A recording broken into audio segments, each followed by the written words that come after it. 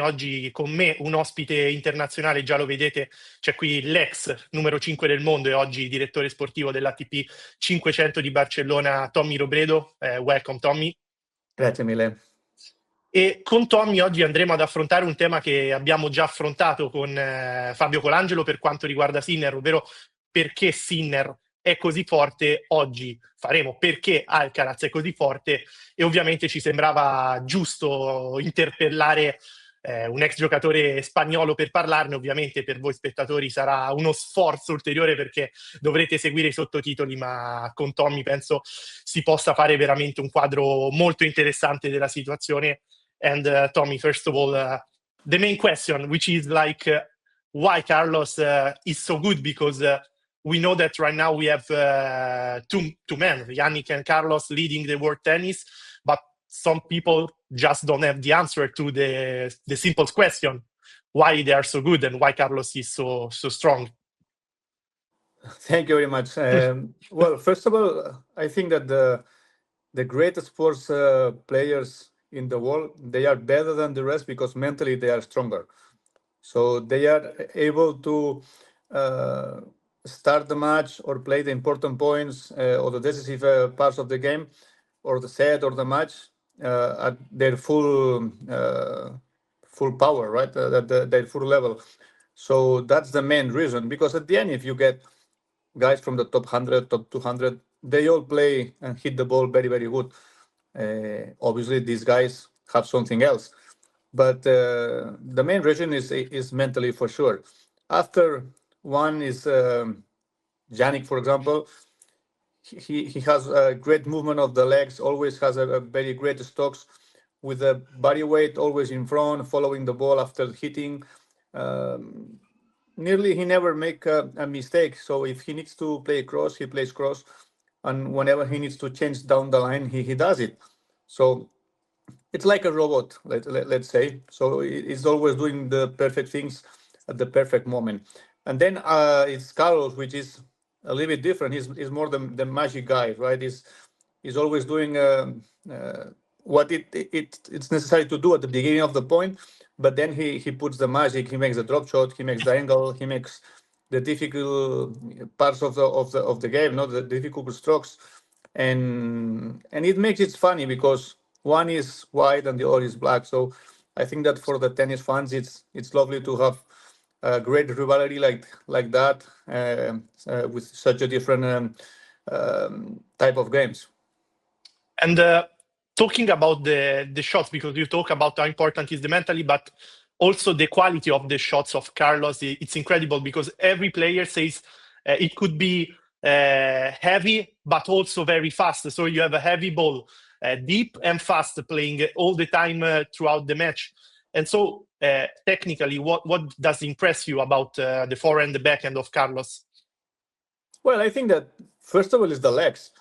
They both move very, very well, but Carlos especially, he has a great movement of the legs.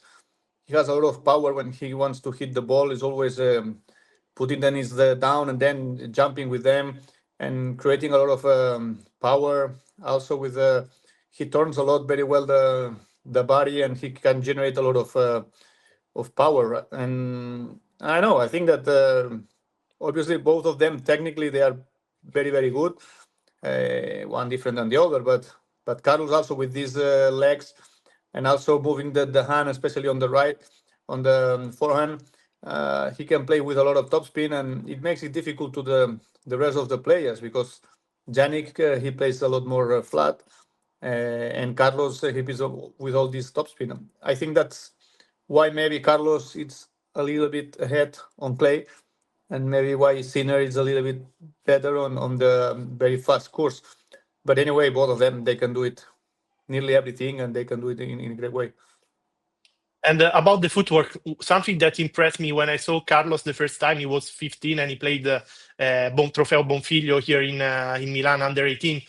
And at one point, he lost that match with Emilio Nava, but at one point of the match, he played like out of the court backhand, but he hit so strong that the next shot, he was hitting the volley, winner with the volley. And that was incredible for everybody, but for a 15 years old, even more. And I ask you, like, this kind of quality, it's also something, okay, you practice, you have something different also mentally, but probably you have also, as you said, probably the magic. Well, obviously, there is a little bit of talent, all right? It's natural talent that he's a great athlete. So all of these guys are great athletes, and especially Carlos is a very explosive guy. So after hitting the ball, he starts running to the next one, and he's always very aware of where the next ball is going to go, very aware of what he has to do with the next ball. So that's why they move in advance. So it's not that they wait where the other opponent is going to hit. So they prepare their body to go where the ball of the opponent is going to go.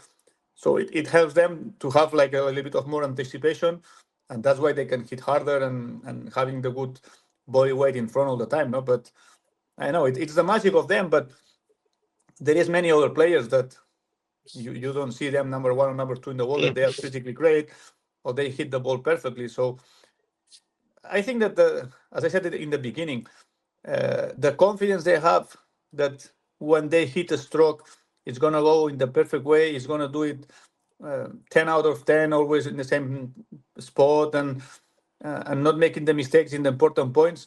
So that's what it makes the difference, because some other players, they hit harder, but then when it's a break point, they miss the ball. So that's what they are much better than the rest, because they play the important points in the best way.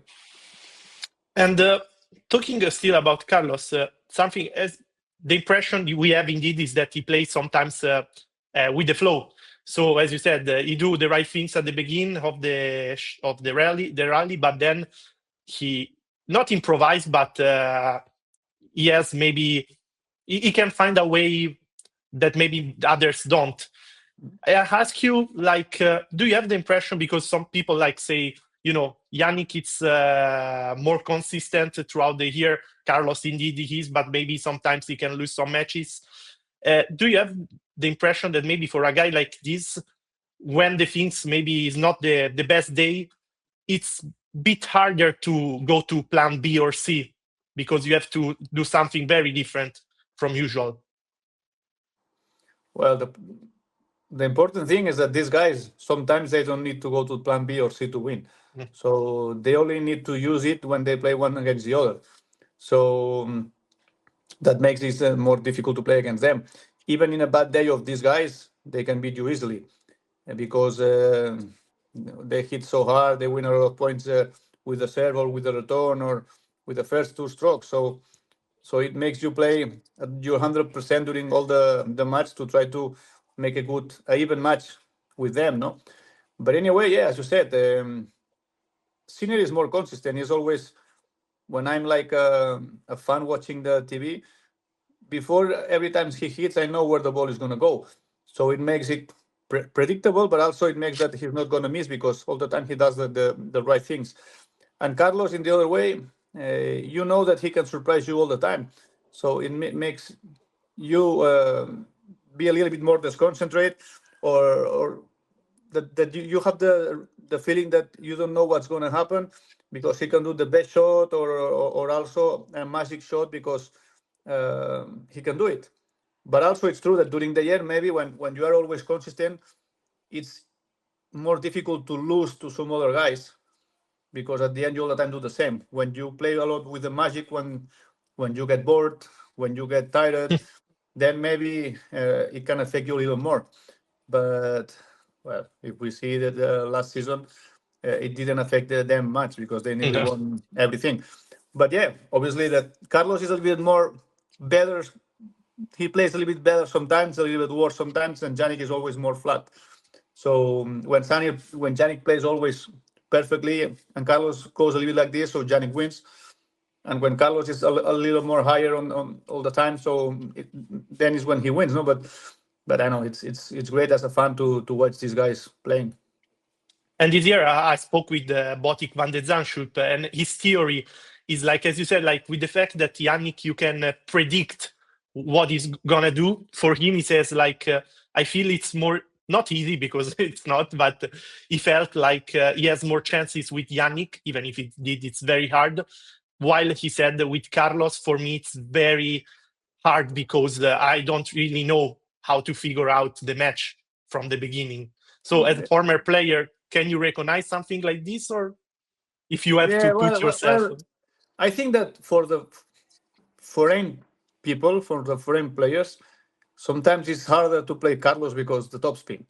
So they are used to play flat all the time, and as soon as you change the rhythm of them, and they have to play over the middle of the body, the cintura of the middle body. So then it's more difficult for them to control the ball. So that's why if you ask, a Russian guy or a German guy or nearly everyone except the Argentinians. So as soon as they have to play over the middle body, so they have a lot more trouble. And if they play thinner, more or less the ball always arrives to the same spot, and they feel that they have a lot more control of the ball. But anyway, the speed of the ball of Yannick is higher than the others, so they can control the ball, but their legs are not fast enough to control it. So yeah, I think that the difference is the topspin that Carlos is putting when he gets the forehand.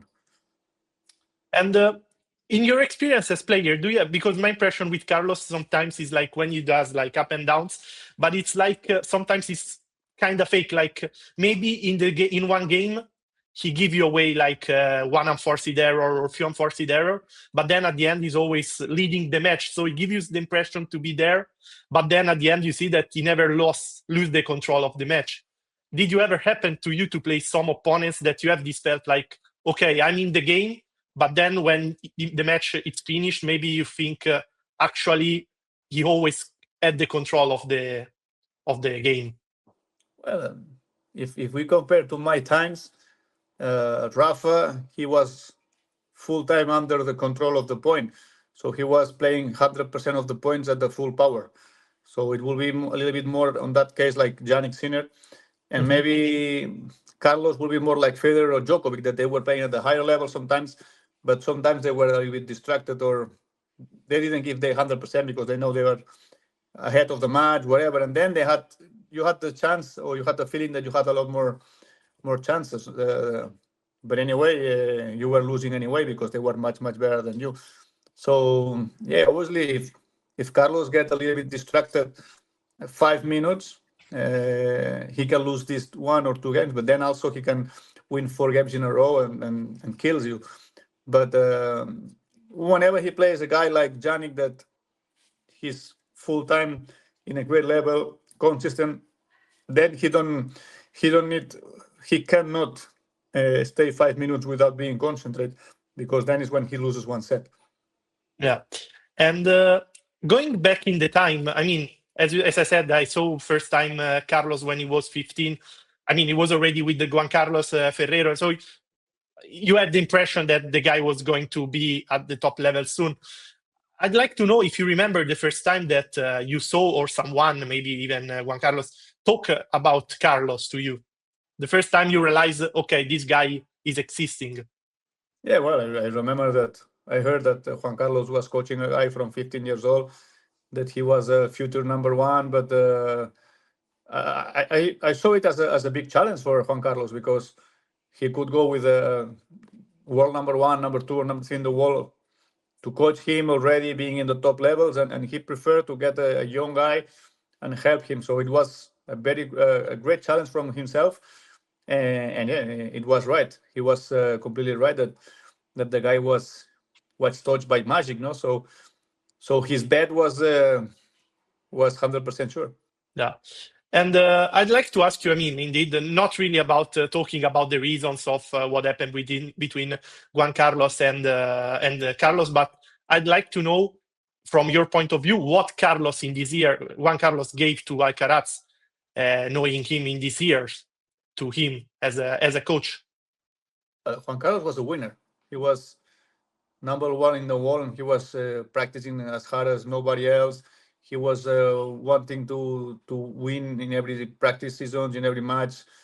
I played many times doubles with him, and I was having dinner a lot of times with him. And every time he was losing a match, he was 1 week unhappy. He was completely, I'm not going to say enrabiato, but he was like so frustrated during 1 week, because for him to lose was something very bad. So he was very professional, and all these characters he passed it to Carlos for sure. He's a very perfectionist guy.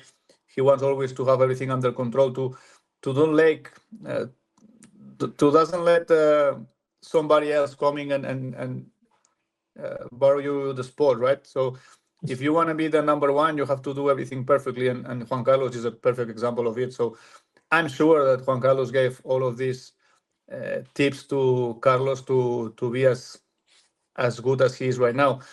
If we can see Carlos like 2 years ago, he was half hour distracted during every match.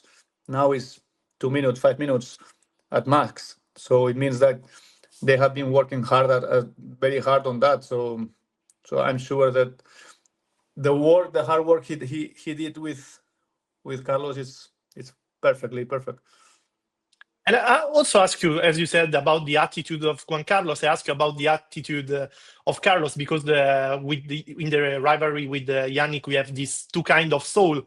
So the cold Yannick and the Mediterranean, let's call it like that, Carlos. And also the fact that maybe sometimes he says, like, I need also not to relax, but like to live my life apart from tennis. But then, as you said, in the fact when he's practicing, also Carlos is a champion and he practices 100%. But how do you feel? How much you think is important for Carlos to maintain this balance between tennis and private life? Because maybe we come from a era of champions that they gave like everything of tennis, because I don't remember seeing much of Rafa, Nole, or Roger showing or doing something else apart from tennis.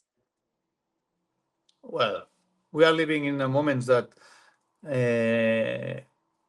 Instagram, Facebook, well, Facebook not, but all of these new internet things are 100% of the life of the people. 20 years ago, it was not like that.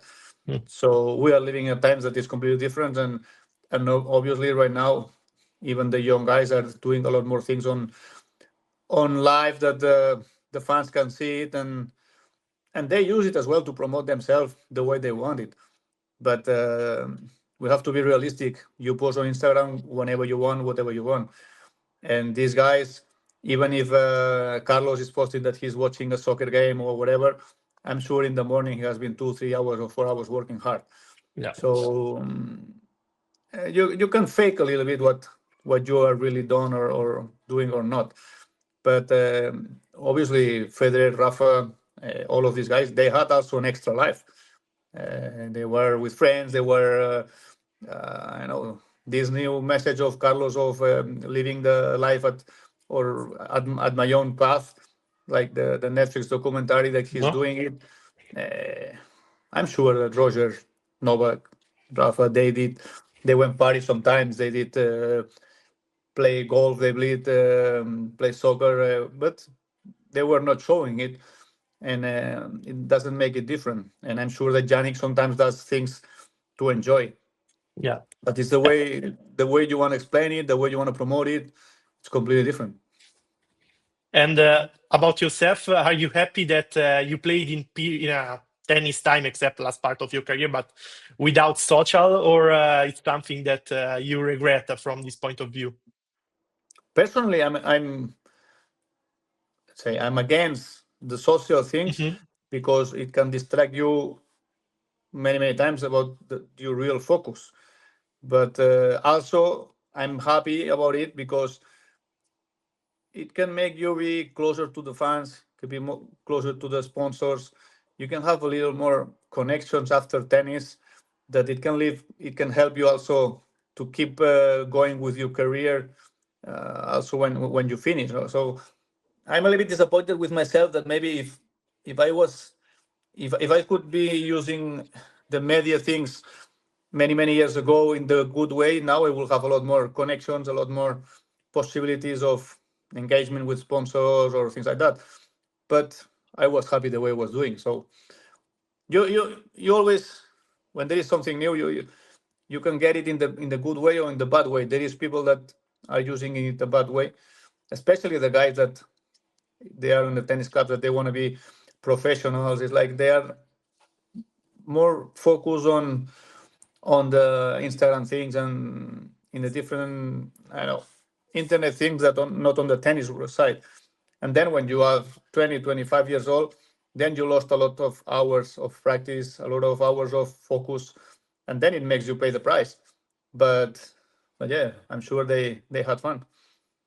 And is the locker room, in your opinion, changed much between, let's talk, the beginning of 2000 and now? Because, for example, I'm doing the press officer of some challenger here in Italy, and sometimes you see, okay, some players, indeed, they have relationship between each others, but some other, they are literally like disconnected. They just stay with the coach on the phone, but they don't seem really to talk even with their opponents, with other colleagues.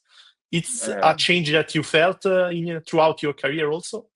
Let's say 25 years ago, when you were in a tournament, the players were in the lobby of the hotel playing cards, one with the other, having a beer as the coach and things like that, because you had either that or nothing else. So 10 years ago, Netflix came, Amazon Prime came, like the pirate movies with the CD, and then everybody was watching movies on the computer, and then this lobby thing in the hotel nearly disappeared completely. And now it's even worse. So also the players, they were traveling maximum with a coach, and now they travel with coach, with physio, with friend, with wife, with whatever. So when you have a big group of people, then you don't need to socialize with the other players, so you go with your own team. And it's a pity, like it's like this. But I'm not saying that the players are not as friendly as before, but it's just that they have enough entourage next to them that it makes them go at their own path. Yeah. And going back to Carlos, I ask you how much you know Samuel Lopez, and what do you think about him? Because I think that outside Spain, in country like Italy, the perception is like he was the second of Juan Carlos, and that's it. But people don't know maybe what he has done with Carreño Busta, which I think in a part bringing Pablo to the top 10 was such an incredible achievement as well. And sometimes people think that to be a good coach, you need a huge name, because it was the same in Italy when Yannick started to work with Vagnozzi. People were skeptical about it, despite Vagnozzi did the semi-final in Paris with Cecchinato. He bring Travaglia to top 60. So I'd like to know these both things. So what do you think, what you can tell us to know better Samuel Lopez, and what you think of the coach? Because people just think sometimes it has to be super coach. Yeah, first of all, Samuel, he was also with Almagro before, so he's a great player. No. And he's a guy that he did very good with the ex-players that he had. But I always say the same. I'm not able to tell if some coach is good or bad if I'm not next to them, listening what they are telling, listening the way they are arguing with the players, the way they are supporting the players, because there is names. I know, for example, Patrick Mouratoglou, he's a top coach. I don't know. So I would like to listen to him, the way he explains everything, and then I will tell my opinion, because otherwise, he could do a lot of great results, but it's because of the player, it's because of the coach, or it's because of both.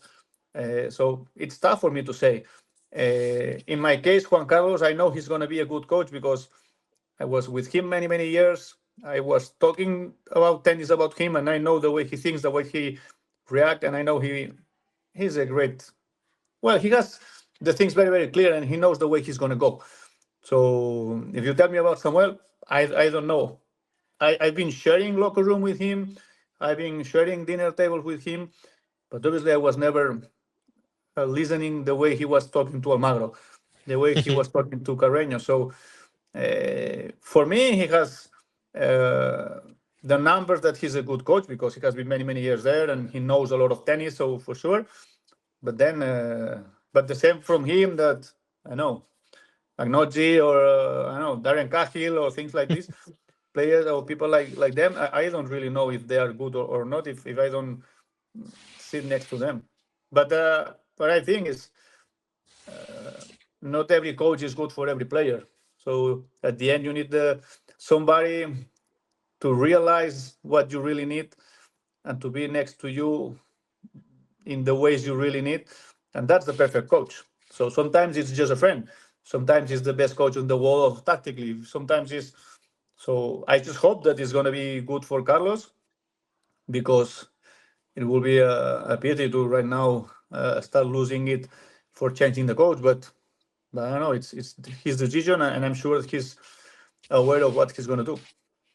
And I ask you, like, imagine like yourself as a coach of Carlos or Samuel, but indeed, like when you start to work with a world number one and Carlos in this current moment. So, what do you think now you can work with Carlos, and you think it's more like maintaining a mental part, as you said, of this track they took, or also there is something that you can do on technique with this kind of player?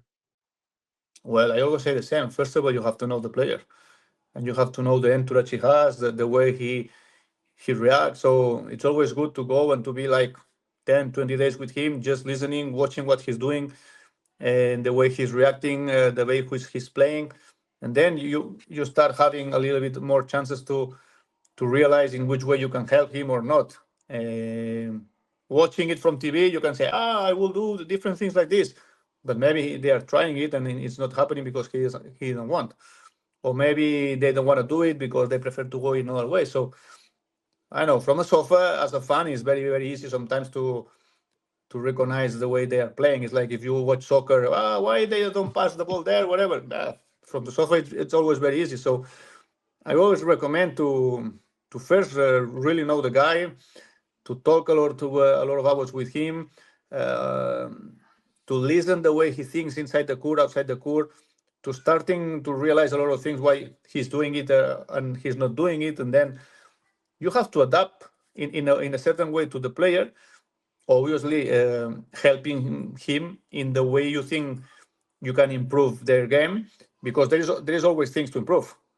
Because even if you are the best player in the world, you can improve some things, and you have to go in that direction without changing the things that they are in a helping or working well. So it's not easy, but at the end you just need to realize what he needs and to help that in him in that spot. I go with the last few questions, and we haven't talked about the, let's say, the players that might arrive to give troubles to Yannick and Carlos, because I mean you saw even in your career that we had Federer, and at one point seems that it has to be only Federer. Then Rafa came, then Nole and Andy came as well. And right now we have this situation of last 2 years where everyone is thinking, okay, it will be Yannick and Carlos forever. But I ask you if you see someone already that might come to give some troubles to them.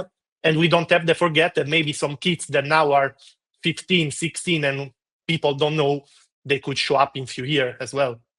Well, first of all, we need to see physically the way they handle it, because one of them can have an injury and be half year out of tennis, and then it gives a lot more chances to the rest of the people to get closer, or also he can get bored or have a bad dynamic for a couple of months, and then the gap with the other players is shorter, no?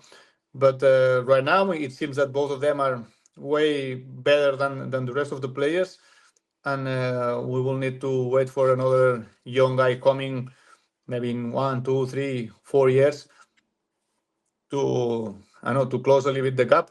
But in the moment, I don't see anybody as close as them, because when they play at their 80% of 90% of their level, they always win. So they are completely dominant. And I ask you about the new role that you achieved, and you will start this year with the ATP 500 in Barcelona of sports director. And I'd like to ask you, first of all, how this opportunity came up, and what will be your role exactly, because we usually talk about tournament director. So I'd like to know this role, how this shaped. Well, first of all, I have been working on the club from the last 2 years, and I am very known about all of the managers of the club, managers of the tournament. So I know them, the way they work.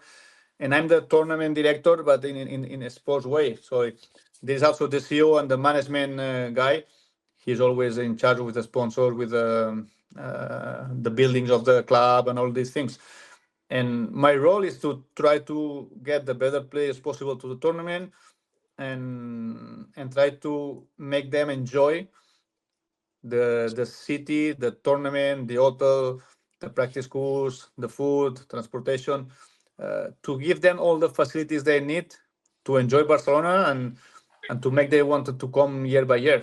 So this is a little bit my role, but obviously also I like to learn a lot of things that the CEO is doing to, I know, to get to know the real job of the ATP 500 or a big event like that, because it's huge. But what I have to say is that we have a great people of workers, full year working, that I'm very proud to have them. And the last question I'll do is about the tennis calendar, because the tennis calendar is changed. We saw with the 2 weeks Master 1000, we saw that we are losing ATP 250 to make space to this tournament. In my opinion, actually, as a journalist, but also as a fan, ATP 500s are probably the most fun tournament, because they start with great draw, and you already have great matches in the first round, while in 2 weeks Master 1000, they are a bit slow in the first days. But I'd like to know, what do you think of this new policy about ATP trying to give space to the premium product and going to lose maybe some ATP 500? Especially, I ask you, like, for players, because it's true that maybe someone that is 6th in the world now is playing more Master 1000 main draw and earning also more money, but if they don't win, they don't make points, so they need then to play ATP 250. So what do you think of all this developing of the calendar? Well, let's say it's never a perfect calendar to everybody. So if you are Carlos and Yannick, playing 15 tournaments a year, for them is enough to be the world number one, and to have enough holidays and enough tournaments to play. So it's okay. If you are world number 30, you need 25 tournaments to try to get as much points possible and to play during all the year. And also you need to go to the South American swing, to the American swing, to Asian swing, things like that. So at the end, is what I think the ATP is trying to create, like a Formula One tour, like having 15, 20 great events of 10 days or 2 weeks, and then let the others to the 250s or things like that to have their own space for the players to go and play. But it's not easy, because there's a structure, there's a lot of obligations from the tour, and there is also the 500, which I think it's a great tournament. And what we heard from the last couple of months is like the ATP wants the 500 being a premier tour. So right now there is 16 500s. They are trying to do like 2 500s each week. It's not 100% like this, but if they achieve to go like 2 500s every week, it's going to be only 4 more weeks added to the calendar of their premium tour, and it's going to be the 10 Masters thousands plus these 4. It's going to be 14 plus the 4 Grand Slams is the 18 tournaments, which at the moment they wanted to count as their the ranking, right? So I think that's what they wanted to create, and then to let the other 250s to the rest of the players to play as much as they want. But I don't know. I think when you try to do a calendar or a structure like the ATP, you need to try to have a balance between what the great players want and what the not that great players can achieve to play, and to give a lot of opportunities to everybody. So I think they are doing a good job on the last years. Also, the players, sometimes they are complaining about the 2 weeks of the Master 1000, things like this. But we have to remember that 20 years ago, the players, they wanted more prize money, and the way to give them the prize money was to add 1 more week to the tournament. Like this, they can afford to have better sponsors, more money of tickets, and then these revenues can go to the players. So now that we have the money, we have the players, we have the weeks.